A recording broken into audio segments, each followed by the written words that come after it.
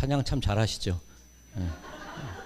찬양에 뭐 잘하고 못하는 게 어디 있겠습니까? 뭐 제가 늘 노래 못한다 그러는데 이 찬양 혹은 뭐 복음성가, 하나님이 하나님 되심 그리고 예수님께서 그리스도 되심을 나타내는 거죠. 우리가 고백하는 것이기 때문에 뭐 잘하고 못하고도 없을 거고 뭐 내 취향 뭐 좋고 싫음도 아마 없을 겁니다. 그런데 제가 이 복음성가 중에 좀 부르기가 좀 주저되는 그런 가사가 하나 있습니다. 예전 복음성가 중에 이 벌레 같은 그 어떤 부분이었죠? 이 벌레만도 못한 내가 용서받을 수 있나요? 그런 가사가 있습니다. 이상하게 그 부분이 조금 안 불러져요. 왜 그런지 모르겠는데 아마 우리들의 어떤 비참한 현실 혹은 나의 죄됨 그리고 어떻게든 벗어날 수 없는 나의 어떤 연약함들, 그런 것들이 어떤 신앙적인 인식이 벌레라는 것으로 표현되었을 겁니다. 그런데 좀 마지막 고집 부리는 것 같아요. 그죠? 지가 그러니까 내 적나라한 모습이 드러나니까 차마 고백을 못하는 게 아닌가, 그런 생각을 해보기도 합니다. 요즘 노래 중에 그 수험생들을 위한 어떤 뭐 위로의 노래, 그런 게 있다 그래요. 나는 반딧불, 그런 제목의 노래가 있다고 합니다. 들어보셨나요? 예, 그 가사가 어떤 내용이냐면, 나는 하늘에서 내려온 별인 줄 알았대요. 이 반딧불이 하는 얘기인데, 자기가 늘 이렇게 빛을 발하니까 나는 사람들의 소원도 들어주고 하늘에서 내려온 별인 줄 알았는데, 알고 보니까 나는 벌레더라는 거예요. 나는 개똥벌레라는 거예요. 그러니까 자기가 어떤 생각하던 이상들, 내가 꿈꾸거나 내가 바라봤던 삶의 모습들이 있었는데, 막상 내 현실을 보니까 그것이 너무나 비참하거나 아니면 내 자신이 너무나 하찮게 느껴지는 그런 순간도 있더라는 겁니다. 그런데 그 가사가 쭉 이어질 때 어떻게 이어지냐면, 나는 그래도 괜찮다는 거예요. 그래서 나는 여전히 빛나니까 나는 괜찮다는 거예요. 그 벌레 같은 내가 용서받을 수 있나요?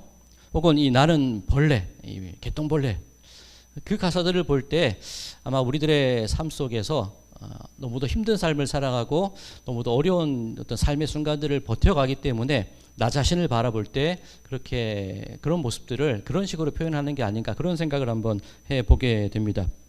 즉 이런 현실이라도, 나는 반딧불이라는 그 노래 가사에 의하면 이런 현실이라도, 이런 내 모습이라도 이렇게 하찮을지라도 그래도 살아갈 만해, 그렇게 위로하는 그런 내용이었던 것 같습니다. 자, 우리 성도님들은 어떠십니까? 나는 내 자신에 대해서, 내 존재에 대해서, 내 삶의 모습에 대해서 어떻게 생각하고 스스로 어떻게 판단하고 어떻게 인식하고 계십니까? 그래도 괜찮지 않아? 혹은 나 같은 그런 사람 어떻게 이럴 수가 있을까? 어떤 생각들과 어떤 판단과 어떤 인식을 가지고 살아가십니까? 자, 오늘 본문 이사야 62장 말씀은 우리가 우리 스스로에 대해서 어떤 인식, 어떤 생각을 가지고 살아가야 될지 너무나 명확한 것을 보여주는 것이 오늘 본문의 말씀이라고 할 수가 있습니다. 지금 이사야가 처한 상황이 어떤 상황이냐면, 아수르에 의해서 위협을 받는 상황이에요. 이 아수르 제국이 점점 커져가고 우리는 어떤 국제적인 정세 속에서 큰 나라의 어떤 존립까지도 걱정해야 되는 위협을 당하는 상황입니다. 그리고 하나님께서도 계속 책망을 하세요. 왕도 하나님 앞에 바로 세워져 있지 않고 백성들 역시 하나님을 바로 섬기지 않는 그런 일들이 계속 이어지고 있는 겁니다. 우리 조상 때부터 그랬고, 지금 우리를 봐도 그렇고, 그리고 앞으로 내일과 미래를 살펴보더라도 그렇게 밝지가 않아요. 이사야 눈에는 보이는 겁니다. 저 아수르, 그 어려움과 환란이 지나가게 되면 바벨론이 또 다가올 거거든요. 그 이후에 계속 이어질 여러 어떤 침략과 그런 아픔의 시간들이 분명히 우리들에게 있을 것이라는 것, 그것을 이사야가 바라보는 거예요. 그런 내일을 알 수 없는 상황 속에서 우리는 어떻게 살아가야 될까, 그런 이야기들이 이사야 말씀 속에 가득 들어있는 것을 보게 됩니다. 자, 과거, 현재, 미래, 그 어느 것도 마음 놓을 수 없고 그 어디에도 평안을 찾을 수 없는 상황, 그 상황 속에서 이사야가 하나님께 말씀을 받는 그런 내용이 오늘 본문의 내용이라고 할 수가 있습니다. 우리 성도님들은 어떠십니까? 과거, 현재, 미래, 지금 괜찮아, 그런 생각으로 살아가십니까? 아니면 그때가 좋았지, 혹은 내일이 더 나을 거야, 내 과거와 현재와 미래의 모습들 속에서 어떤 생각이나 어떤 바램들을 가지고 살아가십니까? 아마 제가 한 몇 달, 한 2달, 3달 된 것 같은데 갑자기 제 어릴 때 기억이 나서, 어릴 때 막 철없이 뛰어놀던 그때가 너무나 생각이 난 거예요. 혹시 로드뷰라고 아십니까? 그 인터넷 그 지도를 보면 자동차가 지나가는 길을 다 촬영을 해놨어요. 그래서 실제로 지금 어떤 도로의 모습들, 그 주변 상황들을 다 볼 수 있어요. 그래서 갑자기 제가 어릴 때 제 놀던 그때가 너무도 생각이 나서 한번 로드뷰를 쳐봤습니다. 그랬더니 저희 집이 그대로 있어요. 제가 어릴 때 국민학교 때 저는 대부분 국민학교 나오셨죠. 어릴 때 있는 집이 그대로 있는 거예요. 그렇게 넓게 그렇게 막 뛰어다니고 정말 제 유년 시절을 신나게 보냈던 그 길이 깜짝 놀란 게 뭐냐면 자동차 2대가 교차할 수도 없을 만큼 좁은 골목이더라고요. 그래서 저희 집에서 학교까지 저희 국민학교까지 한 15분 정도 제가 걸어서 학교를 다녔는데 학교 가는 길에 이런 그 개천이 하나 있습니다. 굉장히 넓었어요. 그래서 개천 양옆으로 길이 있고 중간중간에 다리가 놓여 있어서 그렇게 서로 왕래하던 그런 길이 있습니다. 뭐 제가 그 로드뷰를 가지고 계속 한번 찍어봤어요. 제가 어릴 때 학교 가던 그 길을 그대로 따라가 봤어요. 국민학교 졸업할 즈음에 복개가 됐거든요. 그 하천이 이렇게 복개가 되고 포장이 됐는데 그때 기억으로 굉장히 넓었어요. 그런데 막상 이 로드뷰로 찍어보니까 왕복 2차선이었어요. 너무나 좁은 거예요. 그러니까 우리들의 과거에 대한 생각이 그렇지 않을까 그 생각을 한번 해봅니다. 그때가 좋았지? 물론 우리들의 기억 속에는 뭐 추억이고 돌아가고 싶은 때로 여겨지고 있지만 막상 그때로 돌아가면 아마 그때도 힘들다 그런 생각을 하셨을 것 같아요. 혹은 때로는 내 과거를 돌이켜보기가 싫을 정도로 크나큰 상처의 기억들이 있는 분들도 계실 겁니다. 자, 그럼 우리들의 과거와 지금 내 현재의 모습들, 내 미래, 나는 어떤 모습이고 어떻게 살아가야 될까? 그런 질문들 속에서 오늘 이사야 62장 1절은 우리에게 이런 말씀을 하고 계십니다. 1절입니다. 나는 시온의 의가 빛같이 예루살렘의 구원이 횃불같이 나타나도록 시온을 위하여 잠잠하지 아니하며 예루살렘을 위하여 쉬지 아니할 것인즉. 자, 이사야가 처한 상황, 과거, 현재, 미래 그 어디에서도 희망을 찾을 수 없는 그런 상황이라고 말씀을 드렸습니다. 그 속에 하나님이 선언을 하시는 거예요. 선포하시는 거예요. 자, 시온의 의, 예루살렘의 구원, 이런 단어가 있는데 예루살렘 뭐 이스라엘의 수도지요. 그리고 시온 어떻습니까? 하나님의 성전이 있는 곳을 시온산이라고 보통 얘기를 합니다. 그러면 하나님께서 선포하시기를 그 예루살렘의 그 시온의 빛이 횃불이 다시금 밝혀지도록 내가 쉬지 않을 거야. 내가 잠잠하지 않을 거야. 하나님이 그런 선언을 해주시는 거예요. 그런데 반대로 생각하면 우리 현실은 빛이 없고 어두운 상황이라는 것, 그것을 드러내는 거죠. 지금 현실이 그렇다는 겁니다. 자, 우리가 어디 뭐 상점에 들어가더라도 환하게 불을 밝히고 있는 곳 아니면 어두컴컴한 곳 어디가 더 신뢰가 가십니까? 물론 뭐 이렇게 인테리어 좀 어둡게 하는 곳도 있겠지만 딱 들어갔을 때 그저 환하고 밝고 뭔가 활기차고 그런 것이 더 신뢰가 가고 그것에 머물고 싶다는 생각을 하실 거예요. 자, 그럼 하나님께서 이 횃불 빛같이 보여주실 거야 그런 말씀을 하고 계신데 과연 그런 의미일까? 그렇게 밝은 희망찬 단지 그것만을 이야기하는 것일까? 계속 한번 살펴보도록 하겠습니다. 그럼 어떻게 해주실 건지 2절과 3절 말씀 가운데 나와 있습니다. 이방 나라들이 내 공의를 뭇 왕이 다 내 영광을 볼 것이요 너는 여호와의 입으로 정하실 새 이름으로 일컬음이 될 것이며 너는 또 여호와의 손의 아름다운 관 내 하나님의 손의 왕관이 될 것이라. 현실은 어둡습니다. 하나님이 빛을 주실 거래요. 횃불을 비춰주실 거래요.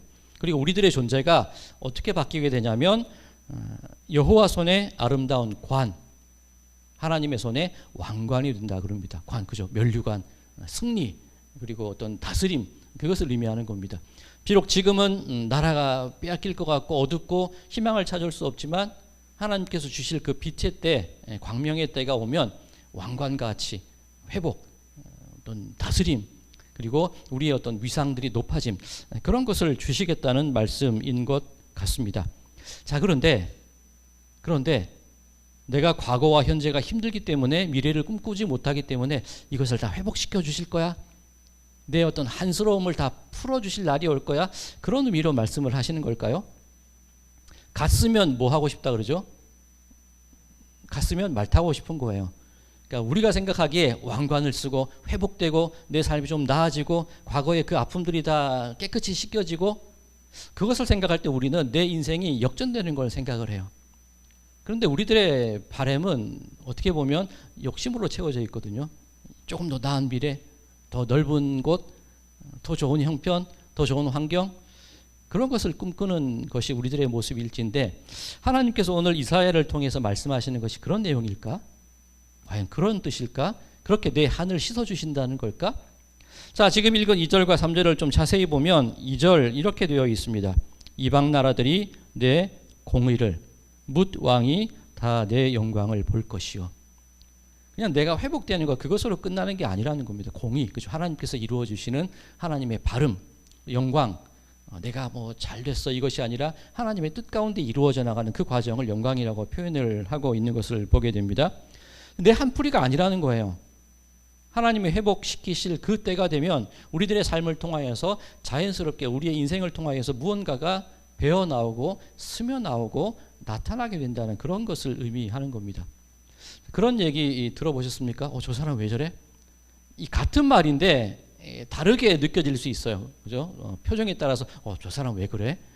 그 말과 저 사람 왜 저래? 어떤 느낌이십니까? 다르죠? 우리들 속에서 하나님의 공의와 영광이 드러난다는 것은 와, 저 사람 저 속에 무엇이 있길래 어떤 삶을 살아가길래 저렇게 늘 얼굴이 밝고 뭐 인자하고 보듬을 수 있고 평안하지? 저 사람 뭐야?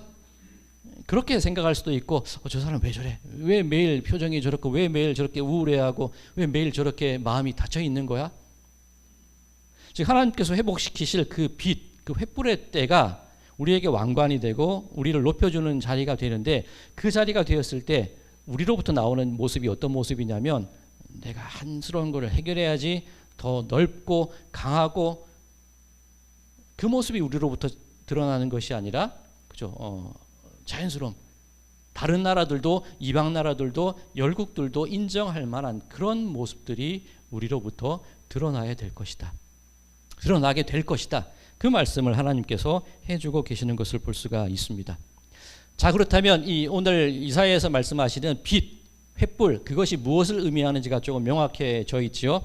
자, 이사야 60장 19절과 20절에 이런 구절이 있습니다. 다시는 낮의 해가 내 빛이 되지 아니하며 달도 내게 빛을 비추지 않을 것이요 오직 여호와가 내게 영원한 빛이 되며 내 하나님이 내 영광이 되리니 다시는 내 해가 지지 아니하며 내 달이 물러가지 아니할 것은 여호와가 내 영원한 빛이 되고 내 슬픔의 날이 끝날 것임이라. 그렇죠? 빛, 내가 잘 되고 내 스스로에게 광채가 나고 아까 그 반딧불 그 얘기죠. 난 괜찮아. 난 그래도 빛이 나니까 뭐 나쁘다는 얘기가 아니라 그 회복의 근원이 나로부터 주어지는가 아니면 하나님으로부터 주어지는가 그 차이가 있는 겁니다. 자, 이 해와 달, 이 빛 생각이라는 말씀이 나오면 저는 그 1월 오봉도가 생각이 나요. 1월 오봉도 아시나요? 그 조선 왕이 앉아 있는 어좌, 지금의 집무실 보면 뒤에 그죠? 5개의 봉우리가 있고 해와 달이 떠 있는 그런 그림이 걸려 있습니다. 어좌 뒤에는 그런 그림이 걸려 있어요. 지금 뭐 이 음양오행, 그죠? 이 해와 달, 그 왕의 권리, 그리고 그 아래 흐르는 그 강을 통하여서 백성을 다스림, 그런 것을 드러내는 것인데 하나님께서 보여주실 빛, 단순히 그게 아닌 거예요. 우리는 생각하지요. 내가 해내고 말 거야. 내가 이렇게 저 사람들 본때를 보여줘야지. 내 지난 아픔의 날들과 그 슬픔의 시간들 내가 이렇게 다시금 일어섰다는 거, 살아있다는 거 보여줄 거야. 그 빛이 아니라는 거죠. 하나님께서 보여주시는 그 세상이 우리가 바라는 그런 세상의 빛이 아니라 하나님이 우리의 진리의 빛이 되시고 하나님이 우리의 은혜의 빛이 되시고 하나님이 우리의 생명과 소망의 빛이 될 것이다. 그 말씀을 쭉 해주고 계시는 겁니다. 그리고 오늘 이사야 62장 2절과 3절 말씀 가운데 이 가운데 부분에 그런 부분이 있습니다. 여호와의 입으로 정하실 새 이름으로 일컬음이 될 것이며, 자, 새 이름으로 우리를 불러주신다는 거예요. 말씀이 시작될 때 그 시온, 예루살렘 그 얘기로 시작이 됐습니다. 그런데 그 시온과 예루살렘은 어떤 상태입니까? 위기 혹은 하나님께 올바른 제사가 드려지지 않고 예배가 끊어지고 그 성전을 가기는 갔으되 그 안에 우울함이 있고 슬픔이 있고 도무지 우리의 삶의 회복과 위로를 찾지 못하는 그런 상태가 시온과 예루살렘이었다는 거예요. 근데 하나님이 새 이름을 주시겠대요. 다시 불러주시겠다는 겁니다. 그 말은 이 성전, 지금으로 치자면 우리들의 교회가 회복될 것이요, 그런 의미도 될 것이고, 우리들의 인생, 하나님께서 다시금 우리의 인생을 정의해 주시고, 나는 벌레야 그렇게 생각해왔던 내 삶 속에 다시금 내 이름을 불러주시사 내 존재에 대한, 내 스스로의 어떤 인식에 대한 새로운 지평을 열어주실 거야. 그게 새 이름이라는 말로 표현되고 있는 것을 볼 수가 있습니다. 자, 내 모습 내가 평가하는 게 아니라 뭇 나라, 뭇 왕, 뭇 백성들로 하여금 하나님께서 우리에게 새로운 빛을 비춰주실 때, 와, 저 사람 왜 저래? 왜 그렇게 기뻐? 늘 왜 그렇게 찬송을 불러? 저 사람에게는 뭔가 있는 것 같아? 그런 평가들이 나로부터 나오는 게 아니라 다른 사람으로부터 그런 인정함을 받을 수 있을 수 있도록 하나님께서 우리의 삶을 무언가 바꿔주시고 빛으로 이끌어 주신다는 그 얘기예요. 난 괜찮아, 괜찮아, 나 이럴 수 있어. 그게 아니라 다른 사람들이 보기에도 와, 저 사람 괜찮은데, 와, 궁금한데, 알고 싶은데, 그런 마음이 들 수 있을 정도로 그 존재 자체를 바꿔주신다는 그런 말씀입니다. 자, 그렇다면 이 하나님께서 부르실 새 이름, 그 이름이 어떤 이름이냐? 이어지는 4절에 나옵니다.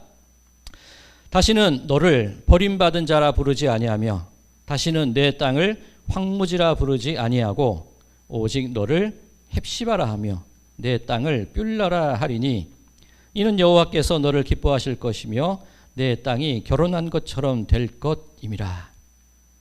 자, 지금 우리의 상황이 버림받은 자라는 것이지요. 황무지라는 것이지요. 그런데 우리의 이름을 바꿔주신대요. 새로운 이름을 불러주신대요. 그 이름이 바로 헵시바입니다. 헵시바 각주가 있죠. 우리 성경에 보셔도 되고, 주보에도 제가 함께 다 인쇄를 해놨습니다. 헵시바 어떤 뜻입니까? 나의 기쁨이 그에게 있다. 저 사람 왜 저래? 그 근원이 그 사람 속에 있는 어떤 무언가로부터가 아니라 하나님의 기쁨이 그 안에 있다는 거예요. 하나님의 기쁨이 우리에게 회복되게 될 때에 그런 모습들이 흘러나온다는 겁니다. 자, 계속 이어지는 말씀, 여호와께서 그 내 땅을 뭐라고 한다고요? 뷸라라 하리니, 이 뷸라 어떤 뜻이 있습니까? 각주 또 보시면 결혼한 여자래요. 자, 근데 이 결혼한 여자, 단순히 뭔가 혼례를 올리고 어떤 결혼의 설레임과 결혼의 기쁨, 그렇게 생각할 수도 있는데 조금 더 넓게 보자고요. 이사야서에 보면 이 결혼에 관한 이야기, 혹은 이 어떤 결혼한 여성에 관한 이야기가 나옵니다. 이전의 모습에 대한 것이 나옵니다. 자, 주보에도 다 실어드렸습니다. 이사야 54장 1절 말씀입니다. 예전에 어떤 모습이었냐면요, 잉태하지 못하며 출산하지 못한 너는 노래할지어다. 산고를 겪지 못한 너는 외쳐 노래할지어다. 이는 홀로 된 여인의 자식이 남편 있는 자의 자식보다 많음이라 여호와께서 말씀하셨느니라. 예전에 이 여인의 모습은 어떻다는 겁니까? 잉태하지 못해요. 출산하지 못해요. 그리고 혹여라도 누군가를 잉태하여 낳는다 할지라도 홀로 된 여인의 자식이 더 많겠다는 거예요. 자, 우리나라로 치면 예전에 아이 낳지 못하면, 아들 낳지 못하면 그 소박 당하던 그런 때도 있었습니다. 그렇죠? 그렇게 생명을 잉태하지 못하고 어떤 내 가문을 이어가지 못하고 어떤 복의 통로를 이어가지 못하던 그런 삶이 과거의 여성의 삶이었다는 거예요. 그런데 하나님께서 새롭게 이름을 불러주실 때 뷸라, 결혼한 것처럼 결혼한 여자가 될 거야.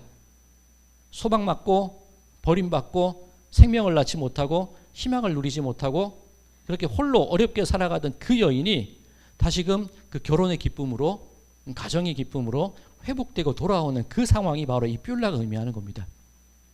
자, 오늘 특송 내용도 그런 내용이었고, 우리가 보고 있는 다른 본문도 있죠. 오늘 요한복음 2장이지요. 요한복음 2장이 어떤 내용입니까? 우리 오늘 특송하신 찬송가 136장 1절, 가나의 혼인잔치에 관한 이야기예요. 예수님의 어떤 공생애 속에서 처음 보여주셨던 표적이 가나의 혼인잔치에서 시작되는 겁니다. 자, 그런데 그 가나의 혼인잔치를 가만히 들여다보면 그 결혼의 주체가 안 나와요. 신랑이 나옵니까? 신부가 안 나와요. 예수님께서 첫 이적을 표적을 행하실 때에 가나의 혼인잔치 포도주가 떨어진 그곳에서 물로 포도주를 만드시는 이야기가 나옵니다. 결혼잔치라는 것이 어떤 것입니까? 기쁨의 잔치예요. 그 당시 유대인들의 삶 속에서 그렇게 기쁨을 누릴 수 있는 그런 조건들이 많지 않아요. 그리고 우리가 성경을 볼 때 이 포도주를 참 즐겨 마신다 그렇게 생각할 수 있는데 포도주 굉장히 귀한 겁니다. 물이 없으니까 포도주를 만들어 마셨다 그렇게 생각하는데 아니에요. 굉장히 귀한 거예요. 귀한 그 음료를, 그 포도주를 언제 마음껏 마실 수 있습니까?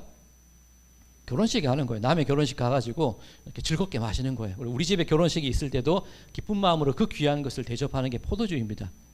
그 마을 전체에 그 일주일간 이어지는 그 결혼식 속에서 그 마을이 잔치가 되는 것이고 마을의 기쁨과 그 노래가 끊이지 않는 그 순간이 혼인잔치라는 거예요. 그런데 포도주가 떨어졌다? 그 혼인잔치의 기쁨이 끊어지는 거예요. 현실 인식을 되는 거죠. 야, 이거 끝나버렸네. 기뻐해야 될 자리에서 기뻐하지 못하네. 예수님의 첫 번째 이적은 그 혼인잔치의 기쁨은 계속 이어져야 한다. 아직 그 신랑과 신부가 누군지를 몰라요. 그런데 어쨌든 그 기쁨의 순간이 끊이면 안 된다는 그 얘기를 하고 있는 겁니다. 오늘 우리 찬송가, 우리 특송하신 찬송가 계속 가사를 보면 1절, 그죠? 가나안 혼인잔치에 대한 이야기가 나오고 2절, 오병이어. 그 다음에 3절, 병자를 고치시는 얘기. 4절, 불안에 떠는 제자들에게 예수님께서 하시는 말씀. 점점점 예수님의 어떤 생애와 그 표적들 행하시는 일들이 하나씩 드러나는 것이 오늘 특송하신 그 가사입니다. 자, 제자들이 두려움의 순간 예수님께서 하신 말씀이 무엇입니까? 너희에게 평안이 있을지어다. 그죠? 이 막 가라앉는 물속에 풍랑이는 바다 가운데서도 예수님께서 하신 말씀, 내니 두려워하지 말지어다. 평안을 주시는 거예요. 그 깨어진 잔치 속에서 기쁨이 끊어진 곳에서 예수님께서 우리들에게, 사람들에게 조금씩 알려주시는 거예요. 그 잔치는 이렇게 먹어야 되고, 이렇게 아픈 사람들과 병든 자들도 초청이 되어야 되고, 두려워 떠는 자들에게 평안이 주어져야 되고. 자, 요한복음 2장에서 이 가나의 혼인잔치로 표적이 시작이 되는데 요한계시록이 어떻게 끝이 나는 줄 아십니까? 신랑 예수님과 신부된 우리의 혼인식으로 요한계시록이 끝이 나요. 자, 그 시작은 신랑이 누군지도 모르고 신부가 누군지도 모르고 그 결혼의 기쁨이 끊어질 것 같은 그 상황, 우리 상황이에요. 내가 나를 바라볼 때 우리의 인식이 그렇다는 겁니다. 그런데 예수님께서 알게 해주시는 거예요. 기쁨은 계속되어야 돼. 이 축제, 이 감사는 계속되어야 돼. 그렇게 우리들의 삶 속에서 먹이시고 치유하시고 너희에게 평강이 있을지어다. 우리의 평안을 빌어주십니다. 그리고 마침내 우리로 하여금 그 산고를 겪지 못했던 여인, 그 생명을 낳지 못했던 여인, 아들을 낳았으되 홀로 키웠던 그 여인을 다시금 예수님의, 그 신랑 되신 예수님의 삶의 자리로 우리를 옮겨주시고 이끄시고 우리들의 존재 자체를 기쁨의 그 자리로 변화시켜 주시는 거예요. 새 이름을 부르시겠다는 그 속에는 우리가 예수님의 신부가 되어서 다시금 그 교란한 자의 그 기쁨과 소망, 예수님과의 그 교제, 그 속에서 이루어져가는 생명의 풍성함, 그 모든 삶들이 이어져 가게 할 것이다. 이것이 오늘 이사야 선지자가 우리에게 주고 계신 말씀입니다. 자, 이 잔치의 기쁨이 계속되어야 돼. 오늘 본문 이제 5절까지 계속 이어지는 겁니다. 자, 5절 말씀입니다. 마치 청년이 처녀와 결혼함 같이 내 아들들이 너를 취하겠고 신랑이 신부를 기뻐함 같이 내 하나님이 너를 기뻐하시리라. 그죠? 그 잔치의 자리가 결혼의 자리까지 이어지는 겁니다. 자, 우리가 읽은 이 5절 말씀, 에베소서에는 어떻게 이 말씀을 풀어서 얘기하느냐? 자, 우리 5절 중에 마치 청년이 처녀와 결혼함 같이 내 아들들이 너를 취하겠고. 자, 이 구절이 무슨 의미일까? 이 에베소서 1장 말씀에 자세히 풀어져 있습니다. 제가 주보에는 1장 3절에서 12절까지 실어드렸는데 3절에서 7절까지만 제가 읽겠습니다. 자, 그 아들들, 이 결혼이라는 것 무엇을 의미하는지 한번 살펴보겠습니다. 에베소서 1장 3절에서 7절까지입니다. 찬송하리로다. 하나님 곧 우리 주 예수 그리스도의 아버지께서 그리스도 안에서 하늘에 속한 모든 신령한 복을 우리에게 주시되 곧 창세 전에 그리스도 안에서 우리를 택하사 우리로 사랑 안에서 그 앞에 거룩하고 흠이 없게 하시려고 그 기쁘신 뜻대로 우리를 예정하사 예수 그리스도로 말미암아 자기의 아들들이 되게 하셨으니 이는 그가 사랑하시는 자 안에서 우리에게 거저 주시는 바 그의 은혜의 영광을 찬송하게 하려는 것이라. 우리는 그리스도 안에서 그의 은혜의 풍성함을 따라 그의 피로 말미암아 속량 곧 죄 사함을 받았느니라. 자, 하나님의 아들들 그리고 신랑 되신 예수님과 신부된 우리와 교회가 결혼한다는 것이 어떤 의미가 있는가?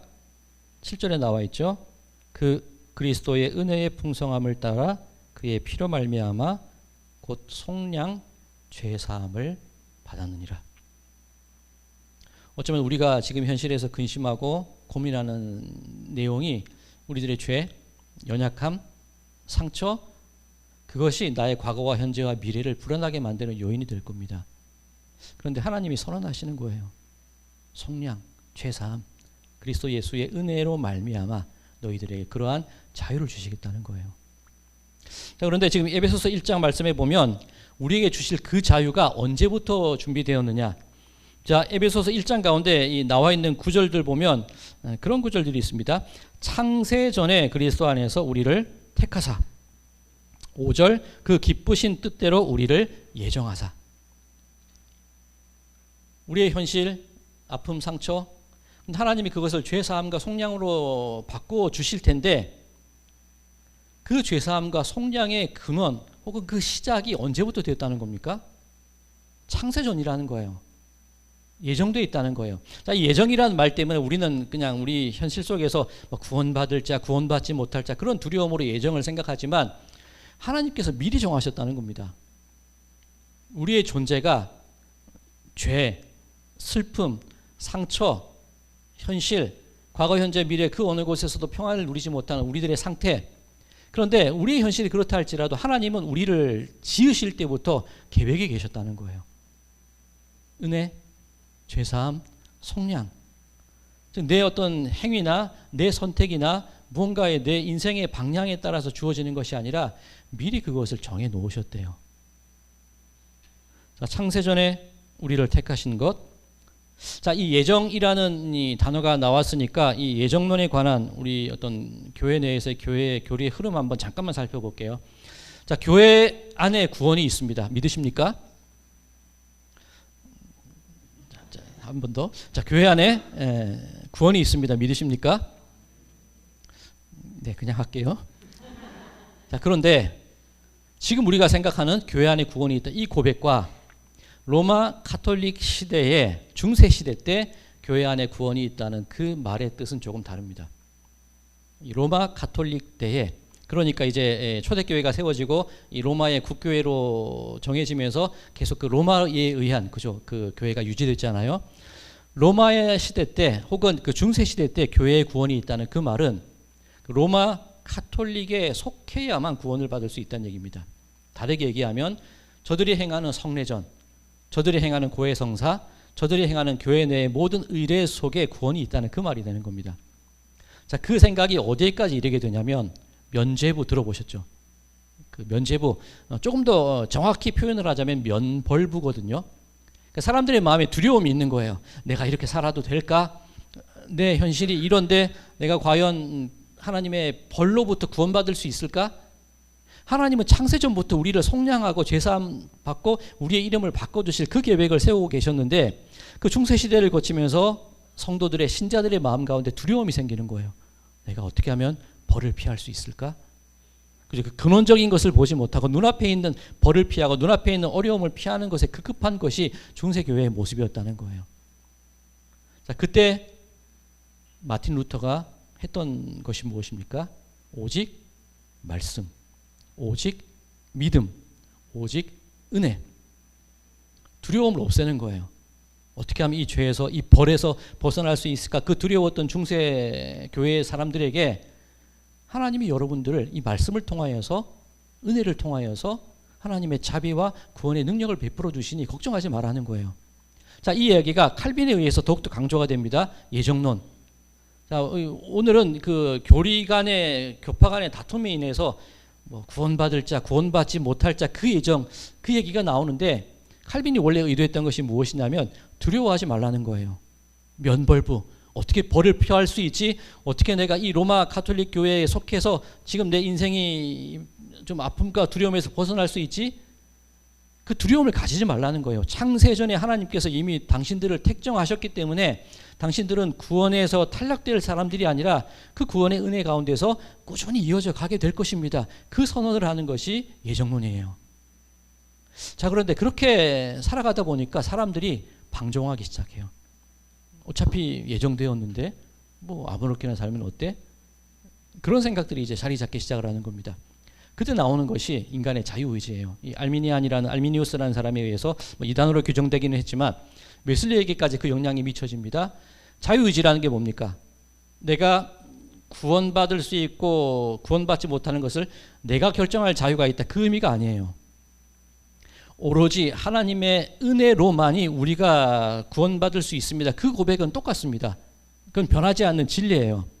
근데 자유의지라는 것은 뭐 지금은 논란의 여지가 있지만 내가 하나님의 구원의 빛을 계속 비춰주시는데 너를 속량하겠다고 말씀하시는데 내가 그것을 따르지 않아서 구원의 길에서 벗어나는 것. 그게 우리 탓이라는 거예요. 자, 그런데 이 자유의지가 강조하고 싶은 게 무엇이냐면 인간의 방종 속에서 그 흐름이 뭡니까?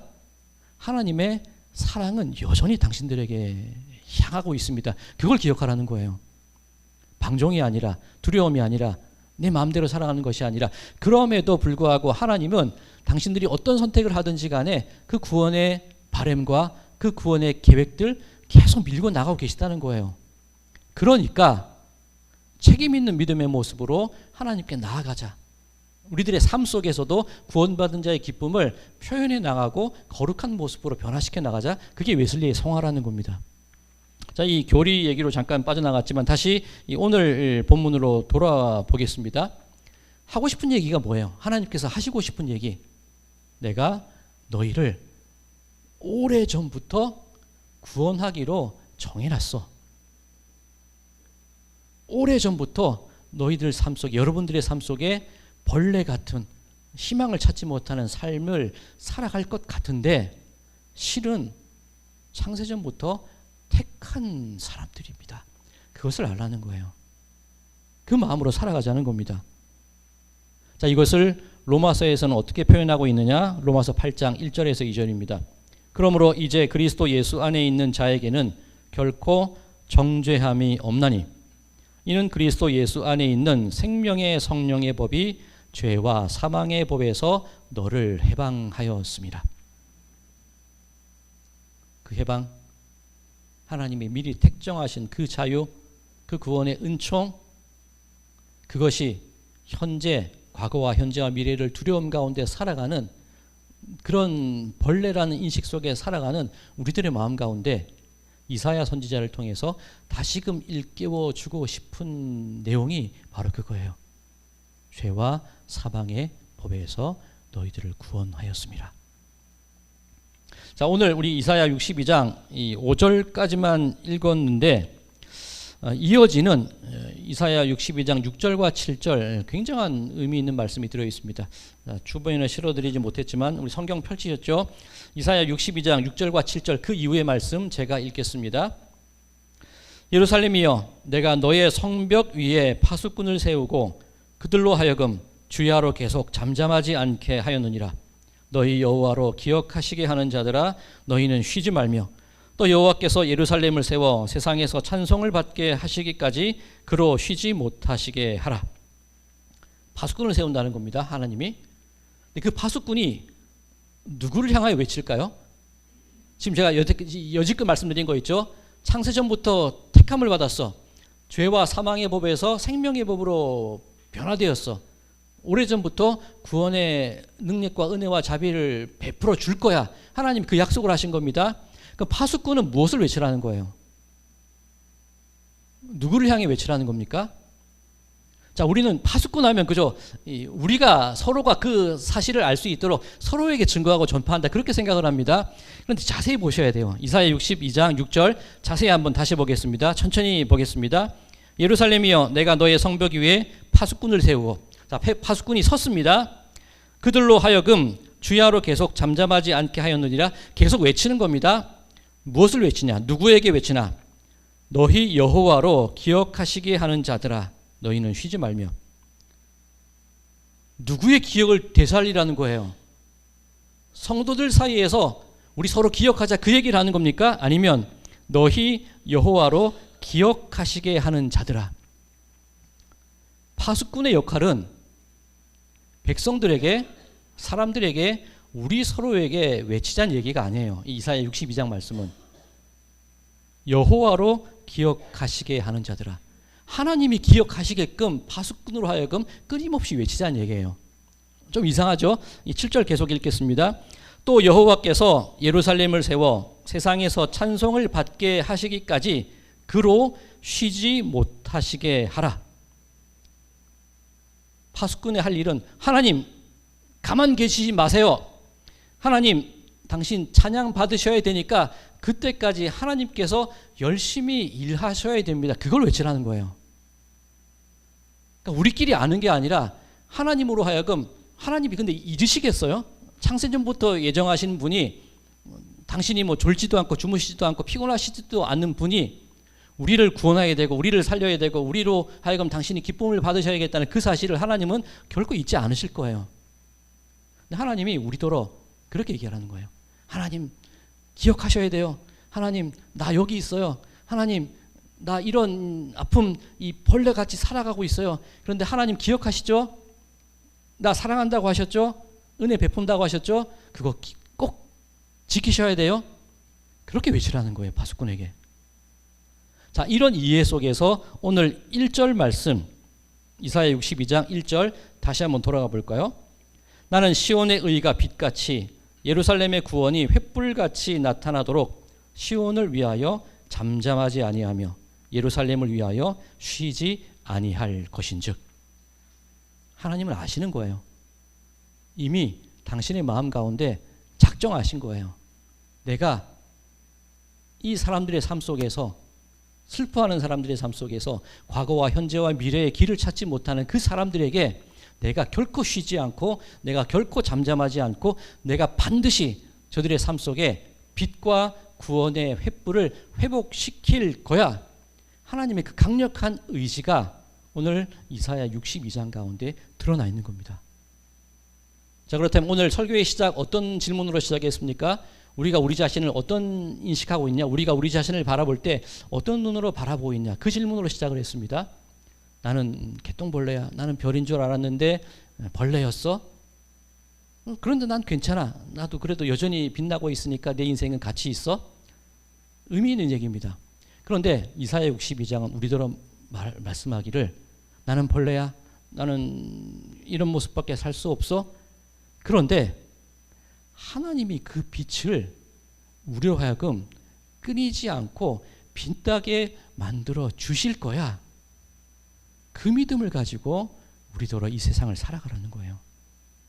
나로부터 드러나는 빛이 아니라 하나님이 부어주시는 그 빛이 이 개똥벌레 같은 내 인생이라 할지라도 별과 같이, 하늘의 해와 달과 같이 하나님의 그 영광 속으로 우리들의 인생을 밝게 빛나게 만들어 주실 거야.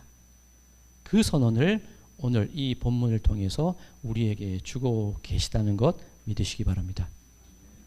자, 그렇다면 우리 성도님들의 삶, 하루하루의 삶이 어떤 삶이 되실 것 같으십니까? 그때가 좋았어. 이게 될래나? 내일은 좀 나으려나? 그 마음이 아니라 하나님이 나로 하여금 빛나게 해주신대. 하나님이 나로 하여금 그 구속의 은혜를 결코 내어버리지 않으신대. 그러니 우리들은 외치는 거예요. 하나님 나 기억하고 있죠? 하나님 저 여기 있어요? 약속 잊지 않으셨죠?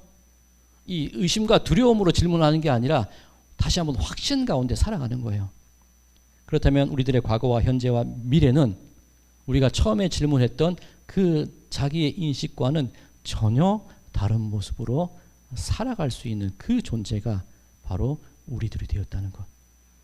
그 믿음 가지고 살아가자는 거예요. 그 마음 가지고 우리들의 일상을, 우리들의 미래를, 우리들의 현재를 살아나가자는 겁니다. 사랑하는 성도 여러분들, 이름을 바꿔주시는 하나님, 빛나게 해주실 하나님, 그래. 그렇다면 괜찮지 않을까요? 그렇다면 한번 살아가 볼만 하지 않을까요? 그렇게 하나님의 그 의지로, 구원의 의지로 그것이 힘이 되어서 하루하루 삶을 헤쳐나가시는, 그 어둠 속에서도 빛을 향해 하루하루 전진해 가시는 그런 모든 우리 성도님들의 삶이 되시기를 주님의 이름으로 간절히 축원드립니다.